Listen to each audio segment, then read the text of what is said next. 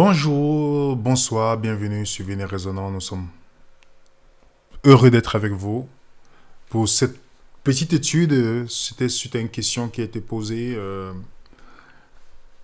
et nous avons voulu faire une mini-étude pour faire une clarification sur la question, sur ce point que nous trouvons très important. Et c'est pourquoi on a intitulé la révélation de Jésus dans Proverbe 8.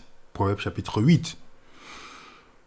Seigneur Dieu, guide-nous dans ce moment d'étude. Partage, que ton nom soit glorifié au nom de Jésus. Amen. Proverbe chapitre 8. Qu'est-ce que nous trouvons dans Proverbe chapitre 8? Parce que généralement, il y a une controverse qui est dans le milieu du christianisme où les gens disent que Jésus est une créature, mais créature lointaine. Beaucoup se fondent sur Proverbe chapitre 8 pour affirmer ces choses-là. Alors, ça nous pose beaucoup de problèmes ici. N'oubliez pas que la Bible a été écrite déjà en hébreu, araméen et grec. Et on a plusieurs traductions aujourd'hui. Et si Jésus est une créature, ça pose un énorme problème sur le plan du salut. Un énorme problème. Avant d'aller plus loin sur la question, voyons ce que la Bible dit d'abord sur Jésus, par rapport à Jésus. C'est Paul qui dit Paul qui était un juif, car pour ce qui concerne les promesses, toutes les promesses de Dieu, parlant de Jésus, il dit, c'est en lui qu'est le oui. C'est pourquoi encore le Amen par lui est prononcé par nous à la gloire de Dieu. Dans la Bible, en principe, tout ce qui concerne la Bible concerne Jésus-Christ. Et vous allez voir, dans Matthieu chapitre 13, c'est le Christ qui parle. Il dit, afin que s'accomplisse ce qui a été prononcé par le prophète, j'ouvrirai ma bouche en parabole. Je publierai, comprenez bien, des choses cachées depuis la création du monde. D'autres versions disent les choses secrètes. Quelles sont ces choses secrètes que même les anges ne pouvaient pas savoir? Les choses cachées. Dans le mot parabole, c'est le mot proverbe qui sort dedans. Ça dit métaphorique. Et vous savez très bien, les amis, que le but de la parabole, le but d'une parabole est de prendre ce que nous connaissons afin de comprendre ce que nous ne connaissons pas. C'est ça le but de la parabole. Sortir des points, comme le sanctuaire par exemple. Hébreux 9, verset 9 nous dit par exemple, Hébreux 9 nous dit, parlant du sanctuaire, que c'est une figure pour les temps actuels, où l'on présente des offrandes, des sacrifices qui ne peuvent rendre parfait sous le rapport de la conscience, celui qui rend le culte. Le mot figure là, c'est aussi le mot parabole. Ok? Symbolisme, métaphorique, comparaison. Donc, quel est l'objectif d'une parabole? Si on vous dit, qu'est-ce que le sanctuaire enseigne? Quelle est la parabole du sanctuaire sur la porte? Est-ce que quand on dit la porte, c'est la porte littérale ou ça nous enseigne quelque chose sur ce que Jésus doit faire quand on passe par Jésus qui est la porte? C'est quelque chose que nous devons nous poser comme question. Donc quand Jésus dit dans Matthieu 13 qu'il va nous dire les choses qui sont cachées depuis la création, nous devons nous poser de bonnes questions. Qu'est-ce qui devait être caché depuis? Quel mystère? Quel est ce mystère? Parce que d'autres versions disent mystère. Quel est ce mystère qui est caché? Et Paul répond justement à la question dans 1 Timothée 3, verset 16. On n'est pas encore dans Proverbe 8. Hein. On est dans des préambules de notre partage. 1 Timothée 3, verset 16 nous dit, sans contredire, le mystère de la piété est grand. Savoir que Dieu a été manifesté en chair, justifié en esprit, vu des anges, prêché aux gentils, cru au monde, élevé dans sa gloire. Donc le mystère, c'est que Christ vient comme un homme sur la terre. Voilà le mystère que Paul veut nous annoncer. Voilà ce mystère. Donc allons dans Proverbe maintenant. Proverbe chapitre 8, comment nous pouvons comprendre ce mystère dans le livre de Proverbes? Est-ce que dans Proverbe chapitre 8, on parle de la création de Jésus? Ou Proverbe veut nous dire autre chose? Proverbe chapitre 8, par exemple, on va prendre des textes clés que beaucoup de gens utilisent. Proverbe 8, le verset 22. Voilà ce qu'on peut voir.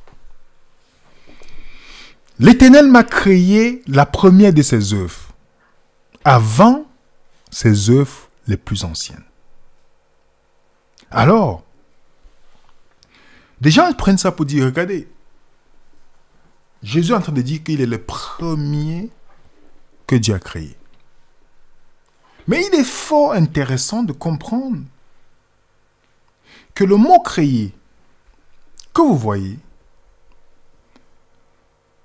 dans Proverbe 8, verset 22, est différent du mot créé de Genèse 1, verset 1. Voilà le premier constat que nous devons faire. Si vous partez dans la comparaison des deux, vous avez dans Genèse 1, verset 1, c'est le mot bara. Dans Proverbe 8, verset 22, c'est le mot kanat. Et dans toute la Bible, quand on parle de créer, former, façonner, c'est bara. Lorsqu'on parle d'acquérir, obtenir, acheter, posséder, avoir de droit, c'est le mot kanat. Donc, est-ce que la vraie traduction du mot kanat, c'est créer qu'on doit obtenir, qu'on doit avoir dans ce texte, ou c'est plutôt acheter ou obtenir? Quelle est la première définition de kanat? Ce n'est pas créer. Contrairement à bara qui est créé. Quand David dit « crée en moi un cœur pur », il utilise le mot bara. « Crée en moi un cœur pur ». Mais dans Proverbe 8, dans la traduction, nous avons la première chose, c'est obtenir, acquérir. Première chose. Donc, si on revient sur le mot kanat, dans toutes les traductions dans la Bible, il y a plusieurs exemples, vous pouvez aller voir. Ce mot ne fait pas référence à créer. Donc la plupart du temps, kanat est traduit par acheter ou obtenir dans la Bible. C'est la première définition. Donc, la question qu'on doit se poser, est-ce que Jésus a été acheté? Ou pourquoi Dieu l'a-t-il acheté? Ou possédé en d'autres termes? D'autres textes disent posséder. C'est la question qu'on doit se poser. Oui, il a été possédé, acheté pour nous. Voilà Hébreux 10. Pourquoi Dieu l'a acheté? Pourquoi Dieu a décidé de choisir Jésus-Christ comme celui par qui il va racheter l'humanité? Hébreux 10 nous dit, c'est pourquoi Christ, entrant dans le monde, dit, tu n'as voulu ni sacrifice, ni offrande, mais tu m'as formé un corps. Tu as formé un corps. Quand Jésus entre dans l'humanité, il prend la forme humaine. On prépare sa venue. C'est pourquoi, pour venir nous sauver,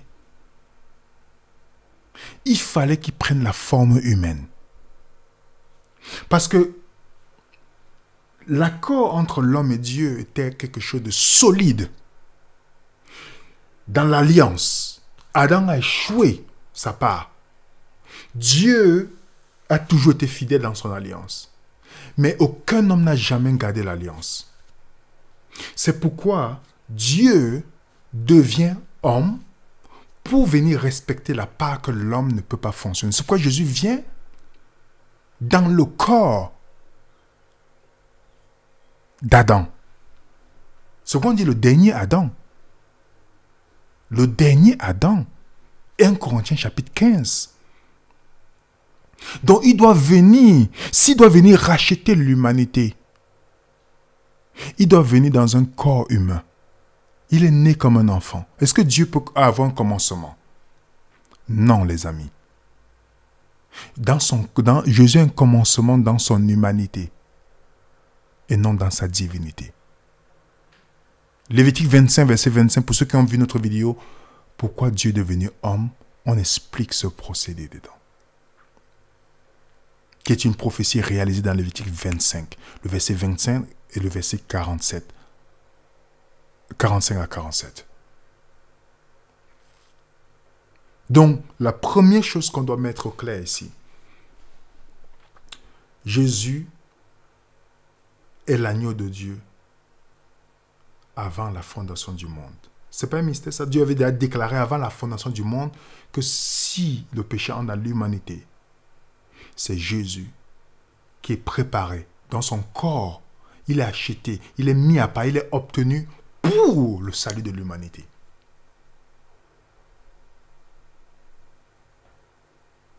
Continuons.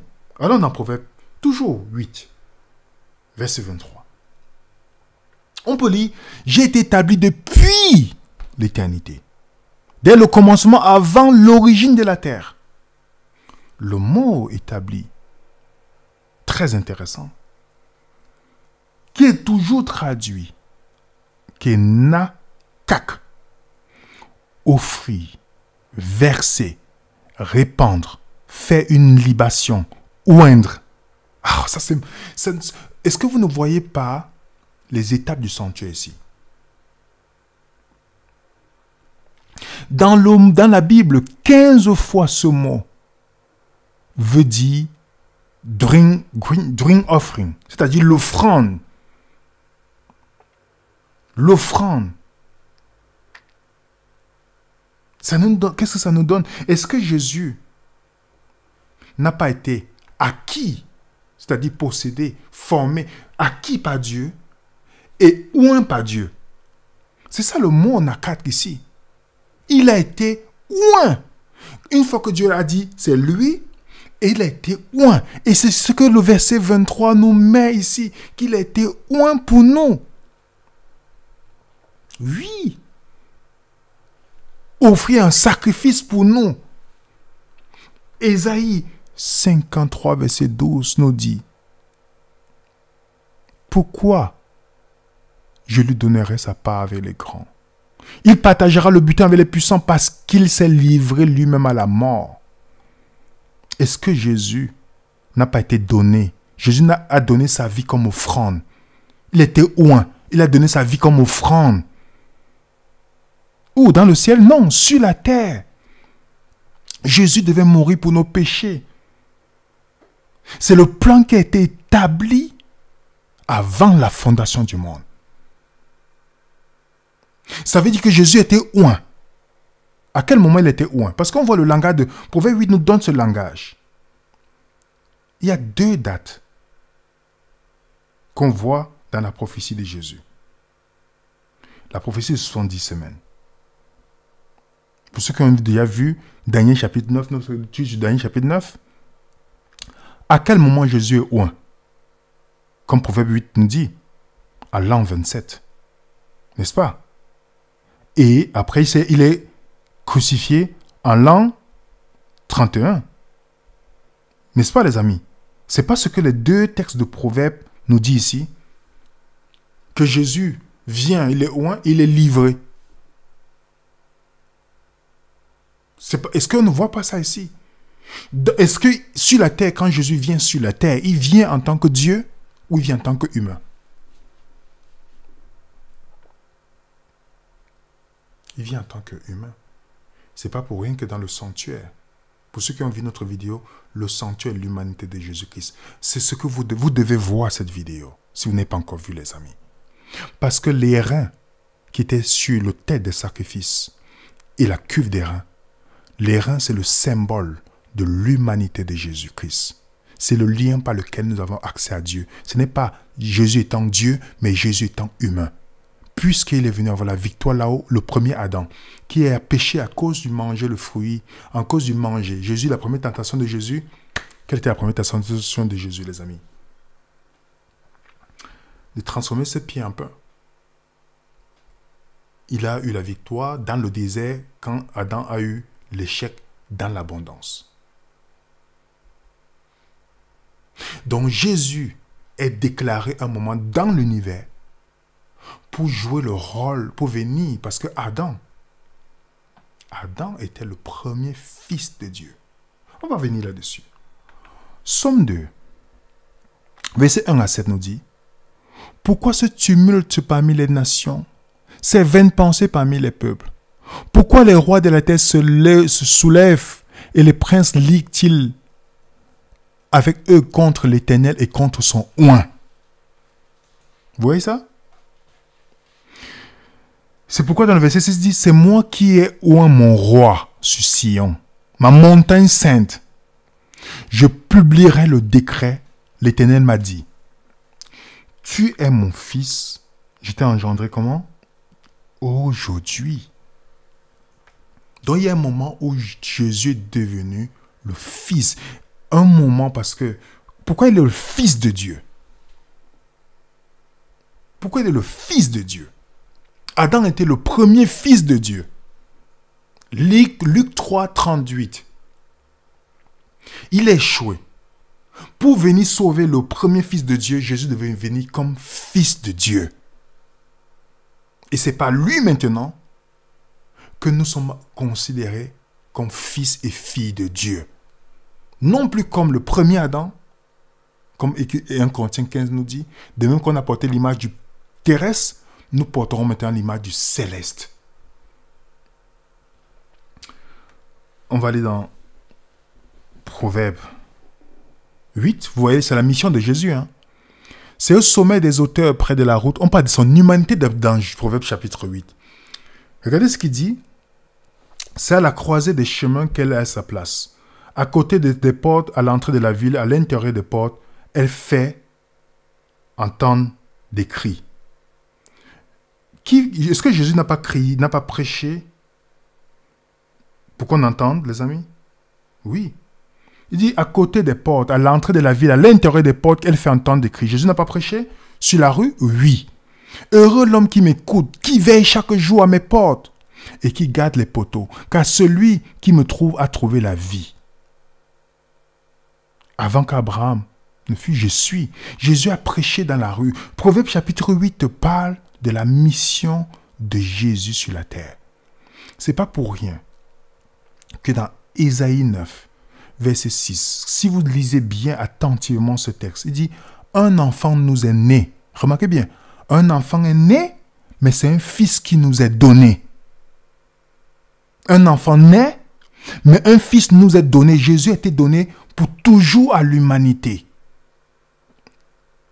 C'est pourquoi on dit le Dieu puissant, Père éternel, il était le Père d'Israël, le prince de paix. Donc dans ce verset de Proverbe 8, on nous parle de l'origine de Jésus comme le Messie, quand il a été choisi pour être le serviteur souffrant pour les pécheurs. Donc l'origine de son rôle dans ce texte est en tant que Messie et non qu'en tant que Dieu. Donc il faut qu'on comprenne clairement que Jésus est devenu le Messie, le sauveur de l'humanité à cause de la réponse de Dieu sur le problème du péché. C'est pourquoi le texte de Proverbe 8 parle du début de sa messianité. Alors, la question qu'on doit se poser, mais pourquoi Dieu devient homme? Parce que celui qui lit Proverbe 8 va associer à Dieu, Jésus est une créature, c'est qu'il a oublié la mission de Jésus. Jésus vient sur la terre. Proverbe 8 décrit comme Jésus devait venir sur la terre en tant qu'humain. Il devait venir sur la terre par son humanité. Il a un commencement en tant que Messie. Alors les gens disent, mais Jésus était engendré, tu es mon fils, je t'ai engendré aujourd'hui. Je t'ai engendré aujourd'hui. Je t'ai engendré aujourd'hui. Alors les gens disent souvent, oui, mais vous avez engendré, il a un commencement. Jésus est devenu fils, il a été déclaré fils à un moment donné, quand le premier fils a échoué. Je vais vous expliquer tantôt. Mais si on vient dans la définition du mot créer et engendrer, vous allez voir que c'est très intéressant. Lorsqu'on crée quelque chose, si je crée ce téléphone qui est devant vous, si je crée une chose qui est différente de ma nature. Quand on crée, le menuisier qui crée une table, quand il dit former, il fait une table, Il fait une chose qui est différente de sa nature. Mais quand on engendre quelque chose de la même nature que nous. Donc si vous voulez jouer avec le mot engendrer, ça ne serait pas avantageux pour ceux qui disent que, utilisent ce mot pour dire, regardez, Jésus n'était pas Dieu, il est devenu Dieu. Il y a certaines personnes qui pensent ça. Mais si Jésus devient Dieu, ça veut dire que vous, Satan a raison, on sera comme des dieux plus tard. Si à un moment donné, il devient Dieu, c'est qu'on est passé à côté de l'évangile. Mais c'est pourquoi le sanctuaire nous révèle les choses très intéressantes. Avant d'aller plus loin, pourquoi Jésus devient homme? Luc 3, 38. Adam était le premier fils de Dieu. Vous pouvez le lire. Il était le premier fils de Dieu. Et le premier fils de Dieu a péché. Qu'est-ce qui s'est passé au premier fils de Dieu? Le psaume 8 nous dit que quand Dieu a créé Adam, il lui a donné la domination sur la terre. On dit bien, tu l'as couronné, il était le roi de la terre. Vous comprenez pourquoi Jésus est couronné? Il était le roi, tu l'as couronné, tu lui as donné la domination, tu as mis tous ses pieds. Donc Adam était le fils de Dieu, il était le roi de la terre, il avait une épouse. Et quand le péché est venu, Adam a perdu, il a perdu tout. Il est devenu esclave du péché. Et qui a pris la royauté de la terre? C'est Satan. On l'appelle le prince de ce monde. Et si Dieu doit venir racheter Adam, comment il doit faire? Parce que Satan, voilà ce que Satan dit à Jésus dans Luc 4. Il dit une chose intéressante à Jésus ici. Il dit, si tu te procèdes et m'adores, je te donnerai toute cette puissance, la gloire de ces royaumes. Elle m'a été donnée et je la donne à qui je veux.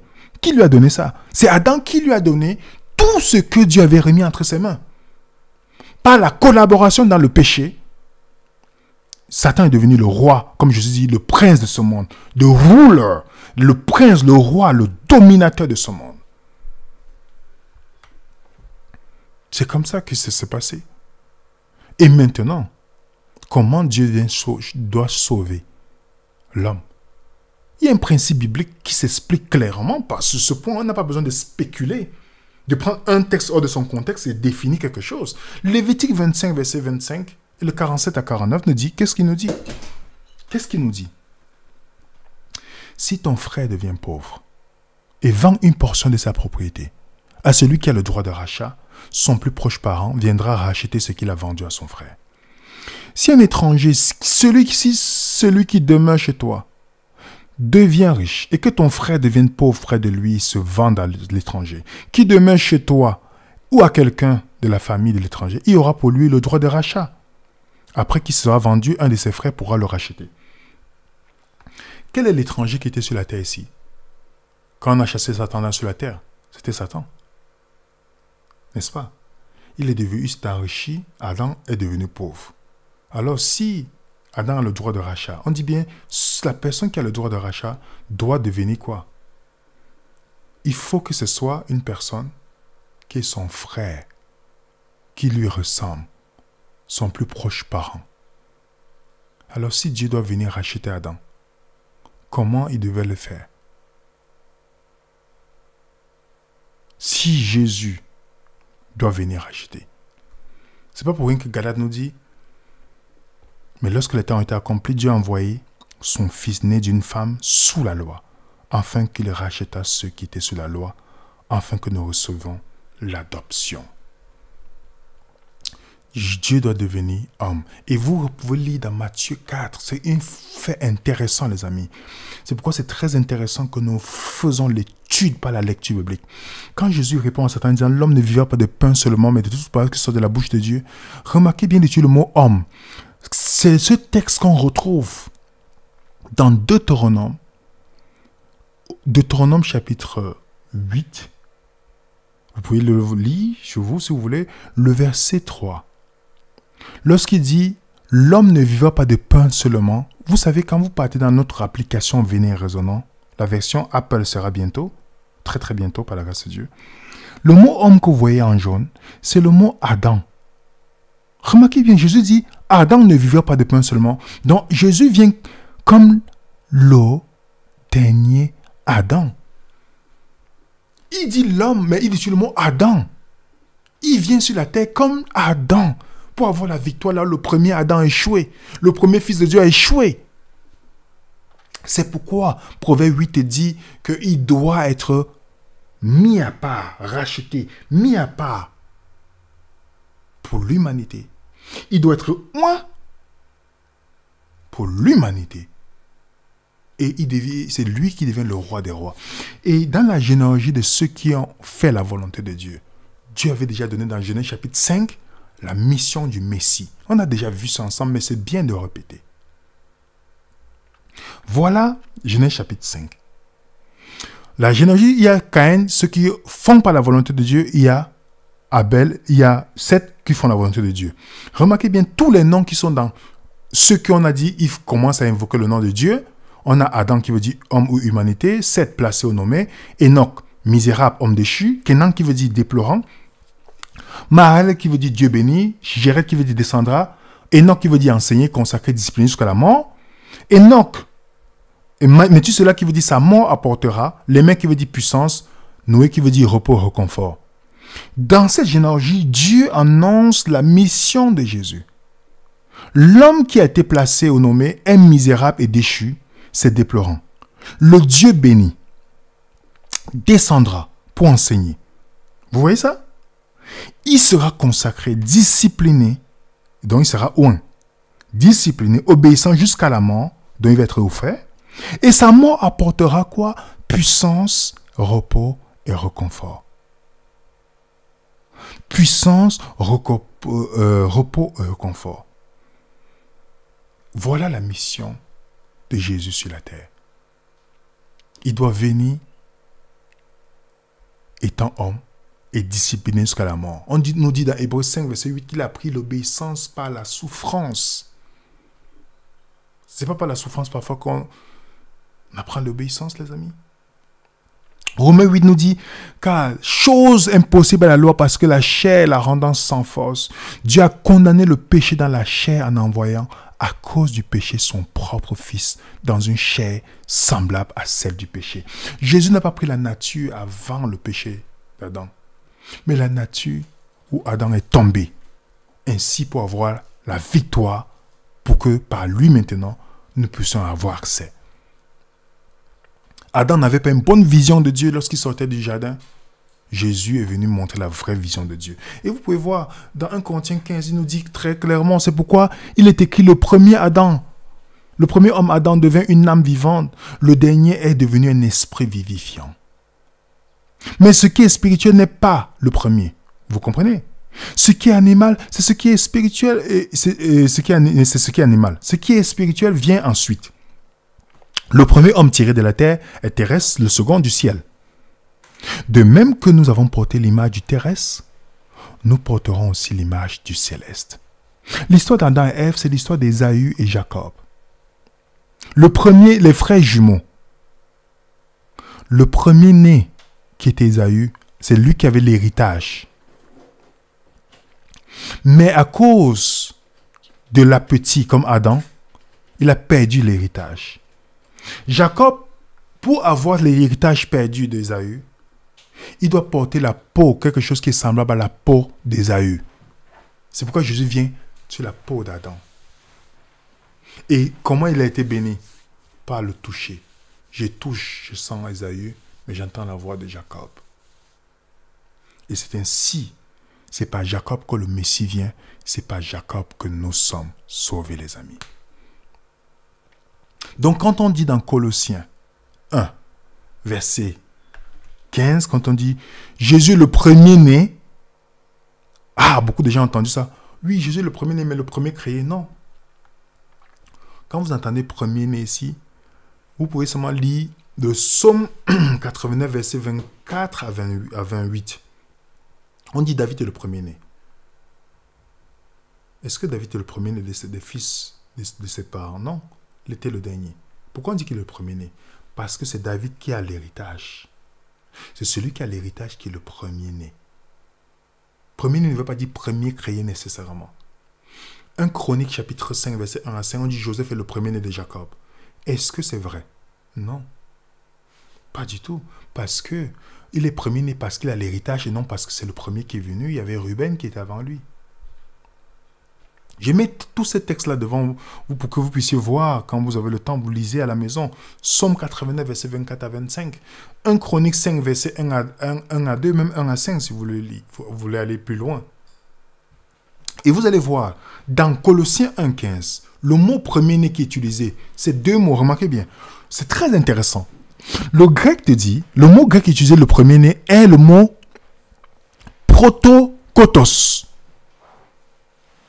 Mais si Paul voulait exprimer l'idée que Jésus était le premier créé, il devait utiliser protokistos. Kistos. Il n'a pas utilisé protokistos, qui voudrait dire il est le premier créé, mais il a utilisé prototokos.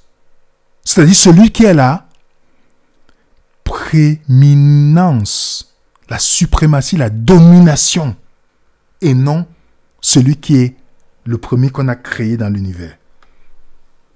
Est-ce que vous voyez ça, les amis? Jésus est Dieu, mais qu'en venant sauver l'homme, il s'est dépouillé. Philippiens nous dit, il n'a pas vu à proie être égal à Dieu, mais il s'est dépouillé, prenant la forme d'un serviteur. Voilà le Jésus que vous et moi, nous voulons servir. Pour venir sauver l'humanité, il s'est rabaissé et c'est ainsi que Dieu l'a relevé.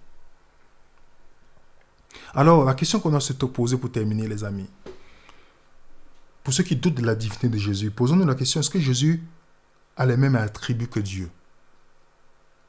J'ai fait une présentation, mais je vais encore donner quelques petits détails ici pour résoudre ce problème. L'expression premier et dernier dans la Bible, c'est une expression qu'on accorde uniquement à Dieu. Voilà les références. Isaïe 44, verset 6, on te dit, c'est Dieu qui dit, ainsi dit l'Éternel, le roi d'Israël et son rédempteur, l'Éternel des armées, je suis le premier et je suis le dernier.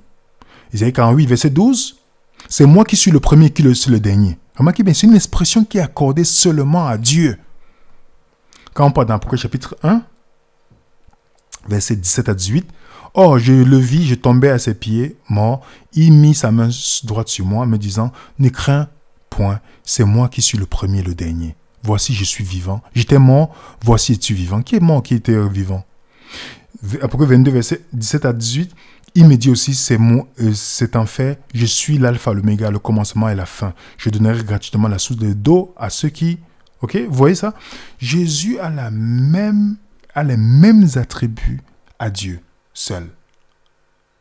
Il a les mêmes attributs. Deuxième chose, Jésus partage-t-il la gloire de Dieu le Père? Est-ce que Dieu donne sa gloire à quelqu'un d'autre? Ésaïe 42 te dit, je ne donnerai point ma gloire à un autre. Ésaïe 48 nous dit, je ne donnerai pas ma gloire à un autre. Mais dans Jean 17, Jésus dit, donne-moi la gloire que j'avais auprès de toi. J'avais auprès de toi avant que le monde ne fût. Donc Jésus a partagé la gloire de Dieu. Jean 7, verset 38 à 39, parce que Jésus n'était pas encore glorifié. Donc il devait être glorifié. Donc Jésus partage les mêmes attributs que Dieu le Père. Jésus est-il un petit Dieu? Comme nos amis témoins Jéhovah le disent. Jean 1, verset 1, voilà ce que les témoins Jéhovah disent. La parole, au commencement était la parole était Dieu, la parole était avec Dieu, la parole était Dieu. Dans la Bible des témoins Jéhovah, ils ont mis « était un petit Dieu ». Vous n'avez pas remarqué ça? Alors, vous savez que même Satan est considéré comme un petit Dieu dans 2 Corinthiens 4, verset 4, dans le livre des témoins Jéhovah. Donc, Jésus n'est pas différent de Satan, en d'autres termes. Mais est-ce que c'est vrai que Jésus est un petit Dieu? Si on parle dans la même Bible, Deutéronome 32, verset 39 te dit, « Il n'y a point de Dieu près de moi. Il n'y a pas de Dieu, il n'y a point de petit Dieu avec moi. » Donc, remarquez bien. Je l'ai montré à un témoin Jéhovah l'autre fois, il a décidé de partir, il m'a pu saluer. Mais remarquez bien, ils disent que Jésus est petit Dieu à côté d'un grand Dieu. Mais la Bible te dit, même dans leur propre Bible, qu'il n'y a pas de petit Dieu à côté de Dieu. Comment c'est possible? Tout simplement parce qu'il faut... Le but de l'ennemi, c'est de réduire la divinité de Jésus-Christ. C'est attaqué dans la franc-maçonnerie, dans beaucoup de religions, dans beaucoup de choses, pour réduire la divinité de Jésus-Christ. On va aller plus loin pour les attributs. Est-ce qu'il n'y a qu'un seul sauveur? Isaïe 43, 11 nous dit, « C'est moi qui suis l'Éternel, hors de moi, il n'y a point de sauveur. » C'est Dieu qui dit là. Isaïe 47, verset 21. « Il n'y a point d'autre Dieu que moi, je suis le seul juste et qui sauve, le seul qui sauve. » Acte 4, verset 12. « Il n'y a de salut aucun autre nom. Il y a sous le ciel aucun autre nom qui a été donné parmi les hommes par lequel nous devons être sauvés. » Jésus est notre sauveur. Vous voyez ça? Parce que les gens ne savent pas que quand on dit Dieu est un dans la Bible, ils pensent que c'est un, le chiffre 1. Non, le mot « Ô Israël, ton Dieu est l'Éternel, ton Dieu est un », c'est le mot « Ekab » qui veut dire une famille. Une famille. L'unité. Une famille. Ce n'est pas l'unicité. Est-ce qu'il n'y a qu'un seul rocher dans la Bible? On peut encore voir quelques textes dans la Bible. Pour voir, Isaïe 44, verset 8. Qu'est-ce qu'on nous dit? C'est Dieu qui parle ici. N'ayez pas peur, ne tremblez pas, ne t'ai-je pas dès longtemps annoncé et déclaré? Vous êtes mes témoins. Y a-t-il d'autres dieux que moi? Il n'y a d'autres rochers. Il n'y a pas d'autres rochers. Je n'en connais point. Alors, qu'est-ce qu'on voit dans la Bible? 1 Corinthiens 10, verset 4. C'est Paul qui le dit, qui est un pharisien versé dans les Écritures. Voilà ce que l'apôtre Paul nous dit. Qu'ils ont bu le même breuvage spirituel, car ils buvaient à un rocher spirituel qui les suivait, ce rocher était Christ. La Bible, c'est l'histoire de Jésus-Christ. Et quand vous lisez Proverbe 8, si vous lisez attentivement, on vous montre sa mission, ce qui devait venir accomplir, combien il était mis à part, et c'est lui par qui nous devons avoir la vie. C'est pourquoi il dit dans la fin de Proverbe 8, celui qui me haït aime la mort. Nous avons l'Éternel qui sauve, Jésus sauve. Jésus, il sauvera son peuple de son péché, comme Matthieu 1, verset 21 nous dit. Il est venu nous sauver du péché. Du péché. Alors les amis, comprenons une chose. Jésus n'est pas une créature. Dans son humanité, dans sa messianité, il est venu sur la terre. Il a un commencement et non dans sa divinité. Si vous dites qu'il est devenu Dieu, quand on dit dans Somme 45 ou dans Hébreu 1, il dit « Oh Dieu, Dieu dit à ton Dieu. Dieu dit à Dieu. » Si Jésus était une créature, il est devenu Dieu. Il était créé lointain, il est devenu Dieu. Nous sommes dans l'hérésie ici. Ça veut dire que vous et moi, on sera aussi des dieux. Mais ce n'est pas ce que le texte dit. Jésus devait venir comme un enfant. Il devait venir comme Messie. Il devait être oint. Il devait être mis à part dès la fondation du monde. Que si, est-ce que l'agneau était immolé? Non. C'était pour dire, au cas s'il l'empêche, là il va venir être immolé. C'est sur la terre que Jésus était immolé et non dans le ciel. Donc c'était une préfiguration pour dire que l'agneau de Dieu immolé avant la fondation de la terre. En tout cas, que Dieu nous bénisse abondamment. Si vous avez des questions, voici notre... Et mercredi prochain, à 19h30, heure de France, nous allons répondre. Si vous nous envoyez vos questions par email, toutes les questions que vous mettez sur le chat, envoyez-nous par email. Et mercredi prochain, nous allons répondre sur toutes les choses qui ne sont pas encore claires dans notre esprit là-dessus. Mais ne prenons pas un seul texte pour vouloir définir Jésus. Si on ne comprend pas le plan du salut, vous savez que une créature ne peut pas sauver. Si Jésus était une créature, il ne pouvait pas être notre sauveur. Parce que dans Hébreu 10, il dit il est impossible que le sang de bouc et des agneaux ôte le péché. Parce que le bouc, les agneaux, les anges, toutes ces choses, c'était les êtres finis. Les êtres finis ne peuvent pas enlever une conséquence infinie qui est le péché. Alors il fallait qu'un être qui a une vie infinie, puisse offrir sa vie pour enlever les conséquences infinies. Donc même Gabriel, un ange ou une créature ne pouvait jamais mourir pour nous. Il n'y avait que quelqu'un qui avait une vie infinie pour enlever une conséquence infinie. Que la paix du Seigneur soit avec vous. N'hésitez pas à mettre un coup de pouce sur cette vidéo pour qu'elle soit référencée. Et mercredi prochain, nous allons répondre à toutes vos questions. Venez à Résonance est une plateforme d'étudiants. Nous sommes que des étudiants tous de la Bible pour partager. Et n'hésitez pas à nous envoyer vos questions. Que Dieu vous bénisse abondamment. Et que la paix du Seigneur soit avec vous. À bientôt les amis. Sur Venez à Résonance.